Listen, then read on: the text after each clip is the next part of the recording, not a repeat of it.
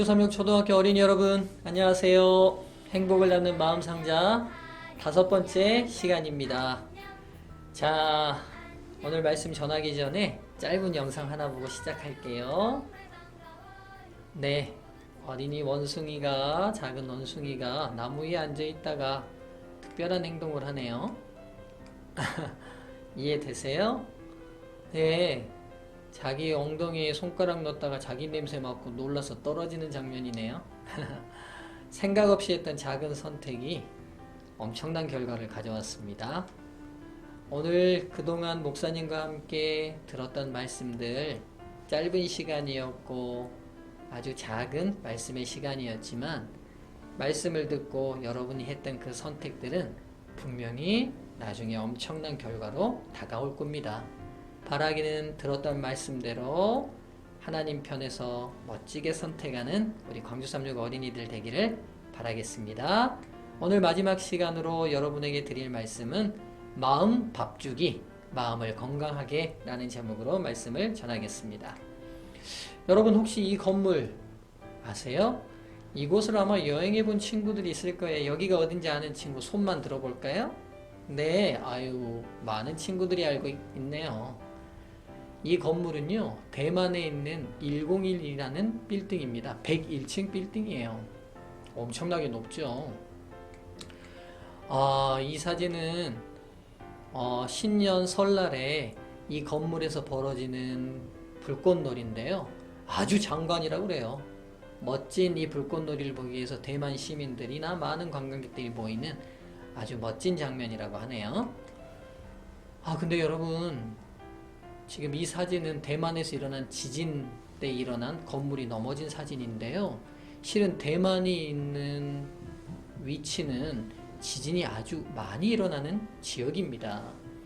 그렇기 때문에 지진 때문에 대만은 높은 건물을 세우는 것이 굉장히 위험한 지역이에요.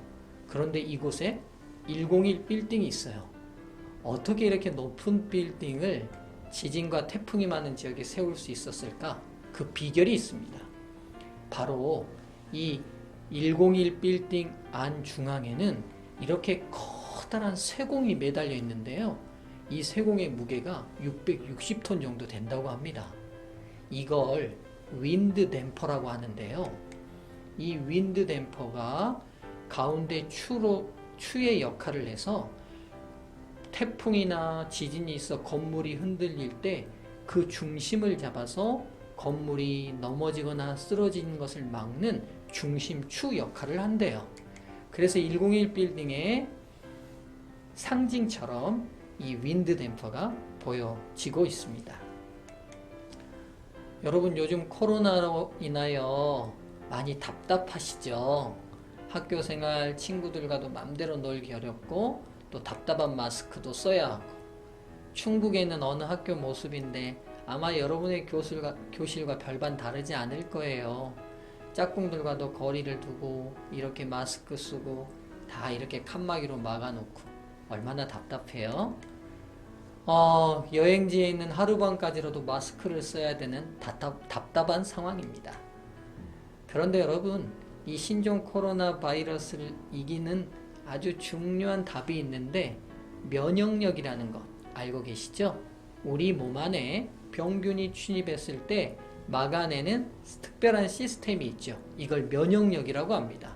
이 면역력이 건강한 사람은 바이러스가 침투했을 때 그리고 세균이 침투했을 때 그것들을 이겨내는 큰 힘이 되죠.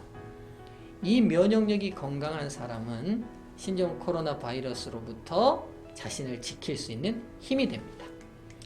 자, 여러분, 101 빌딩이 외부의 재난을 이길 수 있는 방법이 뭐라고 말씀드렸죠? 맞아요. 윈드 댐퍼. 빌딩 안에 있는 큰 쇠공이 그 중심을 잡아서 흔들릴 때마다 쓰러지지 않는 중심을 잡아주는 힘이 있기 때문에 외부의 재난을 이길 수 있다고 말씀드렸어요. 또 우리 몸이 코로나 바이러스를 이길 수 있는 방법은 제가 뭐라고 말씀드렸죠? 맞아요. 우리 몸 안에 있는 면역력, 즉 바이러스와 세균으로부터 우리 몸을 지켜내는 항체를 만들어내는 시스템인 면역력이 건강하면 외부로부터 오는 병균과 바이러스를 이길 수 있다고 말씀드렸어요. 이 둘의 공통점은 과연 무엇일까요? 맞습니다.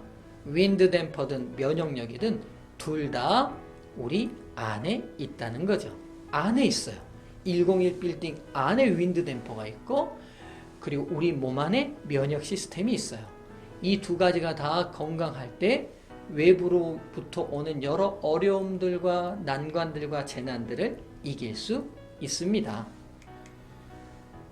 그렇기 때문에 오늘 이 마지막 시간에 우리가 앞으로 인생을 살아가며 행복하고 성공하려면 우리 마음 안이 건강할 수 있는 비결이 무엇인지 함께 찾아볼 거예요.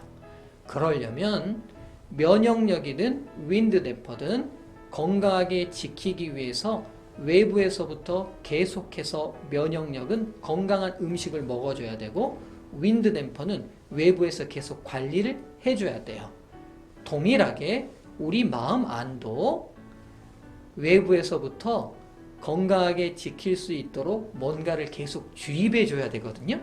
이것이 무엇인지 오늘 함께 알아볼 겁니다. 자, 그 전에 이곳이 어디인지 아는 친구 있을까요? 되게 아름다운 섬 같지 않나요? 예, 바로 섬인데요. 이렇게 멋진 모습을 하고 있어요. 여러분 어때요? 한번 가보고 싶죠? 이 멋진 섬. 이 섬은요, 하와이 북동쪽에 있는 카우아이라는 섬이에요. 이 카우아이라는 섬은요, 외국 관광객들이나 미국 관광객들이 굉장히 선호하는 아주 멋진 섬이라고 합니다. 이 섬의 별명은요, 정원의 섬이라고 할 만큼 예쁜 꽃들과 아름다운 나무들이 많기로 유명한 섬입니다. 이 섬은요, 가운데 와우 알레알레라는 산이 있는데 365일 중에 이 산엔 360일이 비가 온대요.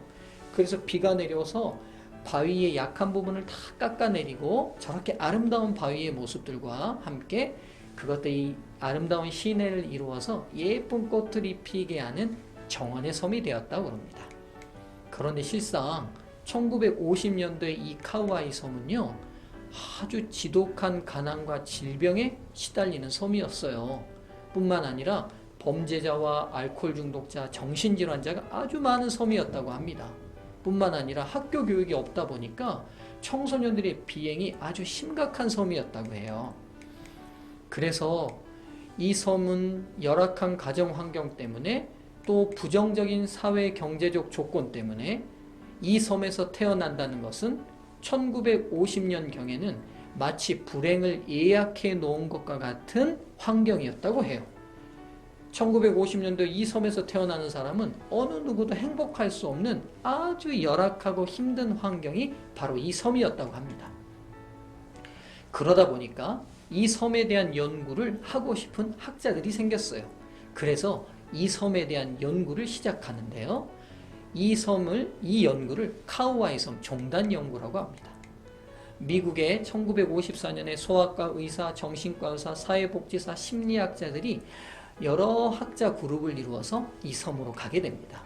그리고 연구 대상은요, 1955년에 이 섬에서 태어난 모든 신생아들 833명에 대한 전체적인 연구를 하기 시작해요. 연구의 목적은 이것이었어요. 인간이 어머니 뱃속에서부터 겪는 여러 가지 건강상의 문제나 사건, 사고, 가정환경, 사회경제적 환경이 어른이 되기까지 어떠한 영향을 얼마만큼이나 미치는가를 체계적이고도 전체적으로 조사하고 싶었어요. 말이 좀 어렵긴 하지만 이런 거죠. 한 아이가 엄마 뱃속에 있을 때부터 그 아이가 있는 모든 환경들을 다 조사해 보면 이 아이가 어떤 영향을 받고 어떻게 자랄 것인가, 이걸 연구해 보고 싶었던 거죠. 그런데 이 연구의 방향은 어떠한 요인들이 한 인간을 사회적 부정응자로 만들며 그들의 삶을 불행으로 이끄는가 하는 문제에만 관심을 쏟았어요. 무슨 말이냐면 이 말이에요. 1950년도 카우아이 섬은 가정들이 불행하고 환경들이 열악하고 경제적으로 너무 힘든 나쁜 요소들만 많이 모여 있다고 했잖아요. 이 나쁜 요소들이 과연 한 사람의 인생을 어떻게 불행하게 만드는지를 연구하고 싶었던 거죠. 연구는 한참 진행됐어요. 833명의 어린아이들 뱃속에서 있을 때부터 그 엄마와 아빠를 인터뷰하고 그들의 가정 환경을 살펴보고 이 연구가 매해 1년, 2년, 3년, 4년 계속 지속되기 시작했습니다. 드디어 18년이 됐을 때 이 연구가 18년 동안 진행이 됐어요. 근데 이 833명 중에서도 특별히 더 어렵고 힘든 환경에 있는 201명의 아이들을 따로 떼내서 연구하게 됩니다. 근데요, 이 201명의 아이들은 4가지의 공통점이 있었어요. 첫 번째, 모두 극빈층이에요. 극빈층이란 말은 지극히 가난한 사람들이라는 말입니다. 두 번째는요, 태어날 때 크고 작은 어려움을 겪은 사람들이에요. 즉, 태어날 때 미숙아로 태어나서 인큐베이터에 들어가거나 건강상의 어려움이 있는 어린 시절을 겪은 아이들입니다. 세 번째는요, 가정 불화가 심해 부모는 별거 혹은 이혼 중에 있는 아이였어요. 즉, 엄마 아빠가 사이가 좋지 않아서 엄마 아빠가 함께 살지 못하는 그런 환경에서 자라난 아이들이었습니다. 또 네 번째는 엄마나 아빠가 혹은 양쪽 모두가 알코올 중독이나 정신질환을 앓았어요. 여러분 한번 생각해 보세요. 한 아이가 태어났는데요, 너무 가난해요. 그리고 태어날 때 본인이 건강하지 또 않았어요. 그런데 그나마 엄마 아빠가 관계가 안 좋아서 엄마 아빠 중에 한 분하고 살든지 혹은 같이 살지 못하는 상황인데 그나마 같이 사는 엄마나 아빠가 알코올 중독이나 혹은 정신질환을 앓고 있어요. 여러분, 이런 환경에서 한 아이가 성장한다면 과연 사회에 훌륭하고 유익을 끼치는 인물이 되기 쉽겠어요? 아니면 사회에 적응하지 못하고 나쁜 행동을 하는 아이가 되기 쉽겠어요? 이때 학자들은 모두 다 이런 환경에서 태어나면 모두 다 나쁜 환경의 영향으로 인하여 사회에 적응하지 못하는 나쁜 아이가 될 거라는 생각을 가지고 이 연구를 하기 시작했어요. 201명의 이렇게 더 힘든 환경에 있는 아이들의 앞으로의 운명은 과연 어떻게 되었을까요? 이 201명의 아이들 중에 한 아이를 소개할게요. 마이클이라는 아이의 이야기입니다. 이 마이클은요, 16살의 일본계 엄마와 19살의 필리핀계 아빠 사이에서 2kg의 미숙아로 태어났어요. 근데 여러분 한번 생각해봐요. 19살의 아빠, 16살의 엄마, 고등학교 3학년 나이, 중학교 3학년 나이예요. 그러니까 정상적으로 성장해서 성인이 돼서 결혼한 게 아니라 청소년기에 그냥 아이를 낳게 된 사이가 돼버린 거죠.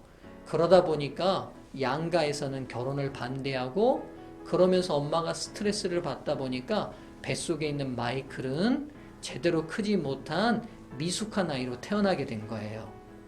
아이가 태어났을 때 미숙아로 태어났기 때문에 군인병원 인큐베이터 안에서 성장을 좀 해야 되는 상황이었죠. 성장이 이제는 건강해서 퇴원해도 될 때가 돼서 집에 돌아와 보니 아버지는 군대를 가고 없었어요. 이 아이가 10살이 됐을 때 부모님들은 끝내 이혼하게 됐고요. 그리고 자신을 포함한 동생 3명을 두고 엄마는 미국 본토로 떠나버렸어요. 경제력이 없는 아빠는 어쩔 수 없이 이 마이클과 함께 동생 3명을 데리고 할아버지 집으로 들어와서 얹혀 살게 됐는데 그러다 보니까 아버지와 할아버지 사이에 계속적인 갈등이 시작됐죠. 마이클이 그런 환경에서 컸어요. 이 마이클이 과연 18살이 됐을 때 어떤 청소년이 돼 있었을까요? 여러분 한번 생각해 보세요. 어떤 청소년이 돼 있을 것 같나요? 혹 문제를 일으키고 반 친구들과 싸우고 혹은 가출을 하고 선생님께 대드는 나쁜 청소년이 돼 있을 것 같지 않나요?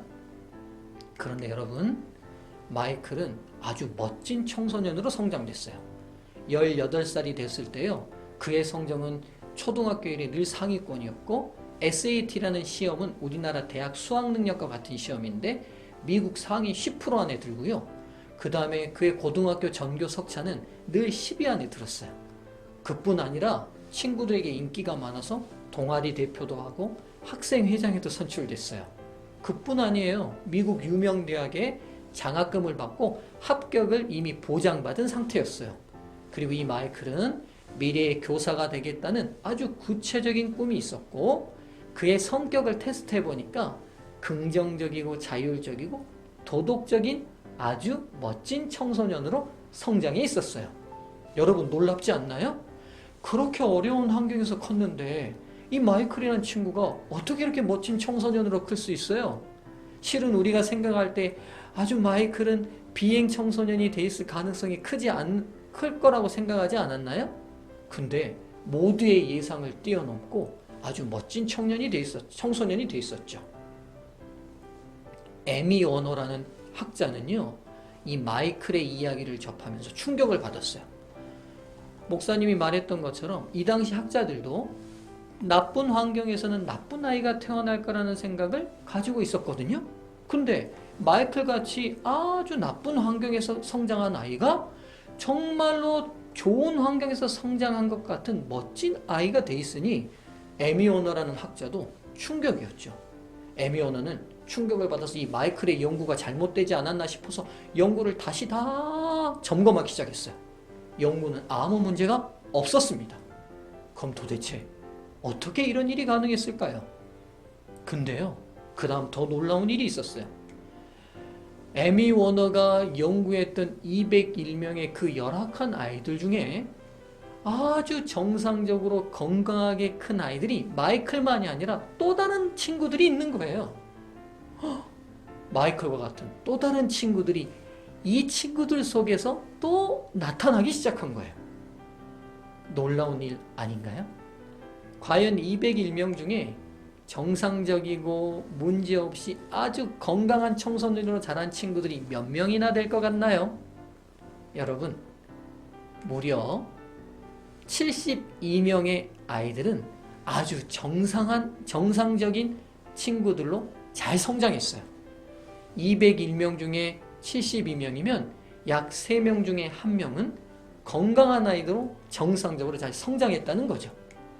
에미 워너는 충격을 받고 그동안 했던 연구의 방향을 확 바꿨어요. 어떻게 바꿨냐? 사람이 비록 나쁜 환경, 어려운 처지에 놓여 있다 할지라도 사람 내면에는 그걸 이길 수 있는 힘이 있다는 걸 알게 됐어요. 어떤 실패나 역경을 겪은 뒤 다시 회복해내는 힘, 그리고 그 힘의 이름을 회복 탄력성이라고 붙이게 됩니다. 쉽게 생각해 볼까요? 축구공 안에 공기가 빵빵하게 들어있으면 밖에서 아무리 열심히 차도 축구공 모양이 찌그러지나요? 아니죠. 그 모양을 그대로 가지고 있는 것처럼 사람 안에도 아무리 외부에서 어려운 시련과 어려움과 난관이 있다 할지라도 사람 내면에 그걸 이겨내는 힘이 있다는 거예요. 그 힘을 회복 탄력성이라고 붙인 거죠. 즉 201명의 아주 힘든 환경에 있었던 이 아이들 중에 70여 명의 아이들은 그 환경을 극복해내는 회복 탄력성이 있는 걸 알게 된 거예요. 근데 여러분, 그렇다면 이 회복 탄력성은 어떻게 생기는 걸까요? 이게 진짜 궁금하지 않나요? 이제 에미 워너는 도대체 이 72명의 아이들은 왜 나머지 아이들에게 없었던 이 회복 탄력성이라는 힘이 있는지, 어디서 이 힘이 생겼는지를 찾기 시작했어요. 즉, 이 72명의 아이들이 가지고 있는 공통점이 무엇일까를 찾기 시작했죠. 과연 72명의 아이들이 가지고 있었던 회복 탄력성은 어디서 만들어진 힘이었을까요? 이제 공개합니다. 바로 72명의 아이들이 가지고 있었던 특별한 회복 탄력성의 힘은 이 아이들의 입장에서 무조건적으로 이해해주고 받아주는 어른이 1명 이상 있었기 때문에 생긴 힘이라는 걸 알게 됐습니다. 즉 72명의 아이들이 비록 엄마 아빠가 불화하고 엄마 아빠가 때로 알코올 중독이고 정신질환이 있다 할지라도 이 아이 입장에서 조건 없이 사랑해주고 이해해주는 할아버지가 있든지 할머니가 있든지 때론 선생님이든지 때론 이모든지 그 곁에는 그 아이를 무조건 이해해주고 사랑해주는 어른이 한 명 이상 있었다는 거예요. 그 어른이 있었던 아이들에게는 회복 탄력성이라는 힘이 있다는 걸 발견하게 된 겁니다. 놀라운 연구였어요. 무려 오랜 수십 년 동안 833명이라는 많은 아이들을 대상으로 했던 이 엄청난 연구는 우리 모두에게 다시 한번 보편적인 우리 모두가 아는 진리를 소개해주고 있어요. 그게 뭐냐면 사람에게는 사랑이 절대적인 힘이 된다는 것이죠. 광주 삼육초등학교 어린이들, 여러분의 마음도 계속적으로 조건 없는 사랑이 주입될 때만이 마음의 건강을 지킬 수 있어요. 그런 그 조건 없는 사랑은 과연 어디서 오는 걸까요? 요한일서 4장 8절은 그 정답을 우리에게 가르쳐 줍니다. 하나님은 사랑이심이라. 하나님은요, 사랑 그 자체시래요. 때로 여러분, 우리의 엄마 아빠도 우리에게 사랑을 주지 못할 때가 있어요. 우리가 나쁜 행동을 하거나 혹은 또 우리 엄마 아빠에게 우리가 실망시켜 드리거나 했을 때, 또 엄마 아빠가 본인들의 일로 너무 마음이 아플 때, 너무 힘들 때는 우리에게 사랑을 주지 못할 때가 있습니다. 그런데 기억하세요. 하나님은 사랑 그 자체이시기 때문에 언제나 우리에게 사랑을 주실 수 있는 분입니다. 이제 우리가 커가면서 엄마 아빠도 늙어가시겠죠? 그리고 언젠가는 돌아가시게 될 거예요. 그때라도 우리에게 변함없이 사랑을 주실 수 있는 변함없는 한 분이 여러분 곁에 늘 있으신데 바로 하나님이십니다. 그 하나님으로부터 조건 없는 사랑을 계속해서 받을 때 우리 마음만도 언제나 건강해서 시련과 어려움과 아픔을 이길 수 있는 회복 탄력성의 힘을 가질 수 있을 것입니다. 여러분, 이 사진 무슨 사진이죠? 달입니다. 여러분, 우리가 밤에 달 볼 때 달빛 참 좋다 이렇게 말하잖아요. 근데 여러분, 과학적으로 그 말은 맞는 말인가요? 틀린 말인가요? 네, 그래요. 달은 스스로 빛을 낼 수 없어요. 오늘 우리가 보고 있는 달빛은 바로 그래요. 이 해가 달에게 보내준 빛을 반사하는 것이기 때문입니다. 달이 변함없이 빛을 내고 싶다면 해로부터 그 빛을 받아야 하죠. 동일한 것처럼 사람이 변함없이 누군가에게 빛을 비추고 싶다면 사랑이신 하나님으로부터 사랑을 받을 때만 비출 수 있다는 사실을 해와 달이 그대로 우리에게 보여주고 있습니다. 여기 개미들이 맛있게 설탕물들을 먹고 있네요. 과학자들이 이 설탕물에다가 색소를 넣었어요. 녹색 색소를 넣고 노란색 색소를 넣고 빨간색 색소를 넣었는데 여러분, 녹색 색소의 설탕물을 먹는 개미의 배를 한번 보시고요. 노란색 색소의 물을 먹는 노란색 개미의 배를 한번 보시고 빨간색 색소의 물을 먹는 빨간색 개미의 배를 한번 보세요. 그들이 먹고 있는 그대로 그들의 배의 색깔도 바뀝니다. 녹색 색소의 물을 먹는 개미의 배는 영락없이 녹색이 됐네요. 어린이 여러분, 우리의 마음 안에 어떤 밥을 먹느냐가 어떤 생각의 밥을 먹느냐는 그대로 우리의 마음의 생각에 영향을 미칩니다. 우리에게는요, 마음의 건강을 위해서 절대적으로 사랑이 필요합니다.